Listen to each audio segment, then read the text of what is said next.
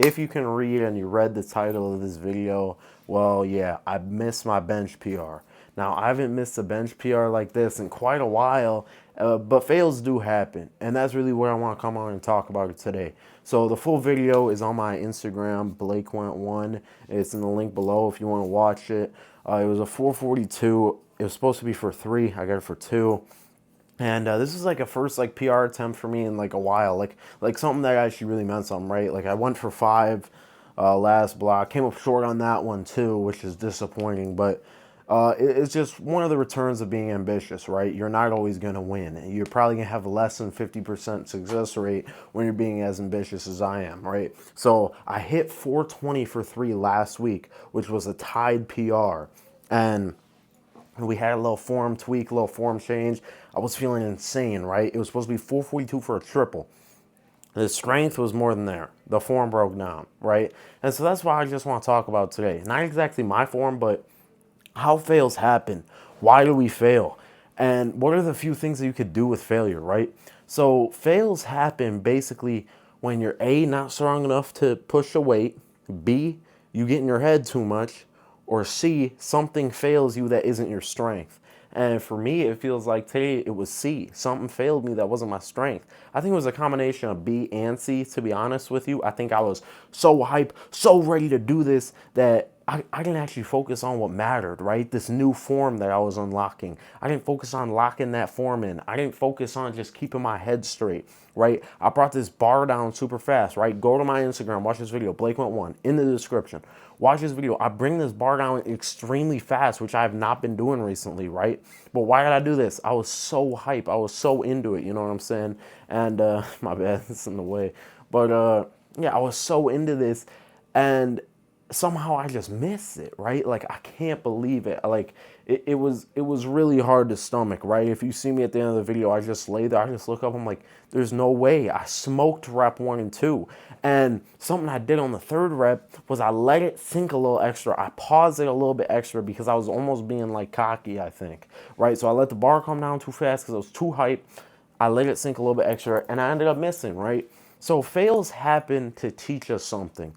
And the way that I always looked at failures, or just failed lifts, whatever, is be happy it happened now so it didn't happen later. And what I mean about that, you could say you could have been 1 kilogram away from winning the freaking Sheffield, right? The Sheffield, the greatest event in all of powerlifting. And I would still say be grateful it happened now so later it doesn't happen again, right? Because you're going to fix it. And so, right, for me, this was only a triple, right? This is a triple. This doesn't mean nothing. I'm in meat prep, right? But it's just a triple, bro. Like, who cares about a triple? Like, seriously.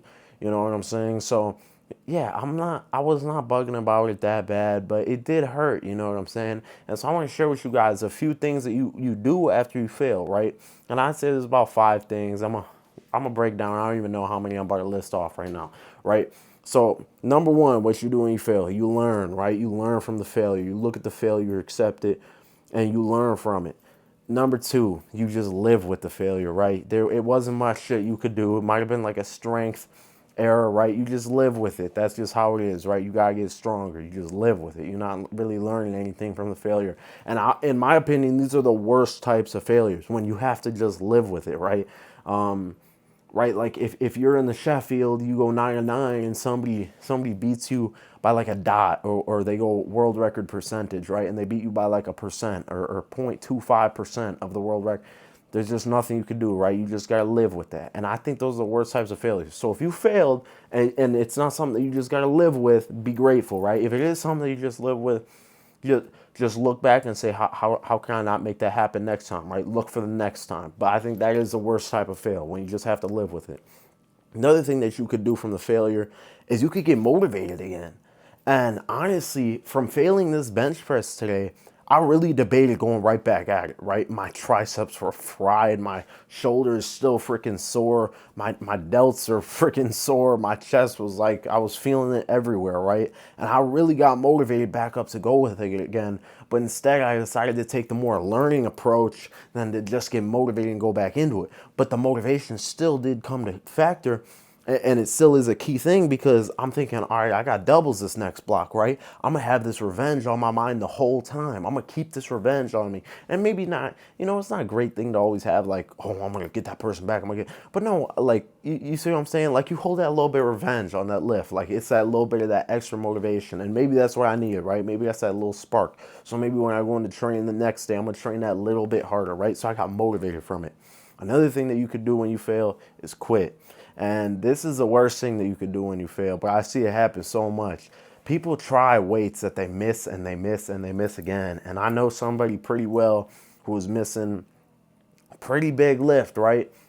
And eventually this person just kind of ran out of steam for it, right? They didn't completely just quit, but they kind of ran out of steam. And I think this is the worst thing that could happen, man, is because I've been here, right? I've been at the brink of when you fail enough, there's one fail where you're just like, I'm just done, dude. You know what I mean? And this was particularly for me, my junior year, when I lost high school nationals for powerlifting.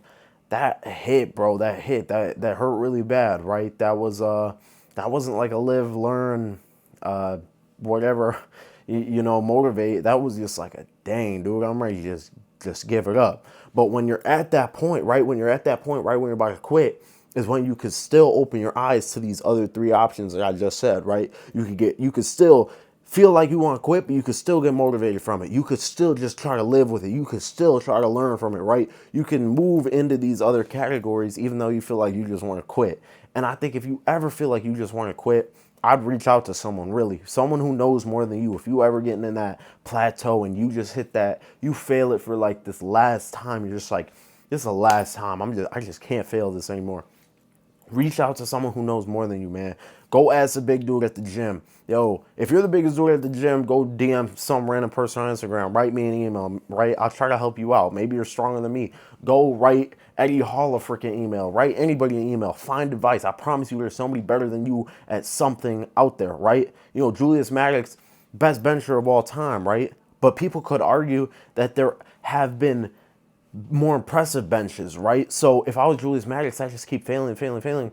I'd reach out to people that have been doing it longer than me. I've been reach out to people that can bench more body weight percentage than me, right?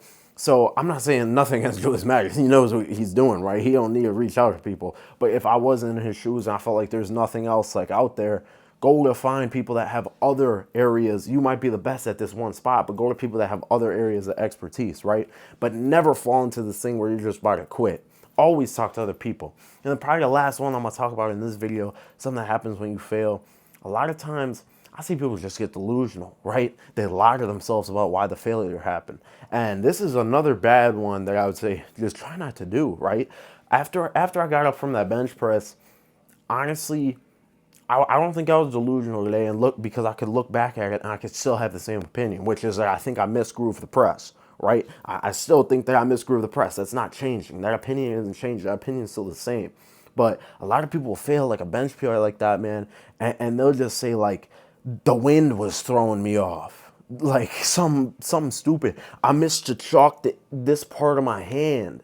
Like, you can't just make so much of an excuse, right? At some point you have to get to that living part, right? The living part is probably the best thing that you could do once you're at that make excuses part, right? You want to go back to live with it. Understand that it happened, right? Don't make an excuse of, oh, my handoff was like 2 centimeters too far. Yeah, okay, somebody could throw the bar way out there and then they'd be like, all right, that's actually why it happened. But don't make up these small excuses, right? Don't be illusional with your training, because that's how you'll never get better, right? So hopefully you guys enjoyed this video. I failed my bench press. That's why.